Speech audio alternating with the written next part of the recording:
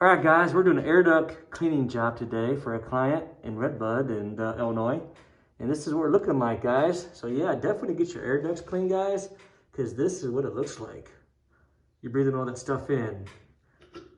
Dust mites, dog hair, pollutants, debris. Yeah, that can be good for your respiratory system. So again, call us if you need us. We do serve the entire St. Louis and Midwest area. So thanks for watching. Stay tuned for the afterwork. Hey, Facebook, YouTube, Ryan here, AO Cleaning. Just to let you guys know, this is the after work. It is clean. We are going to deodorize it when we're finished, and all is well. Thanks for watching. All right, guys, this is the before. You can see dirty and the end of all that.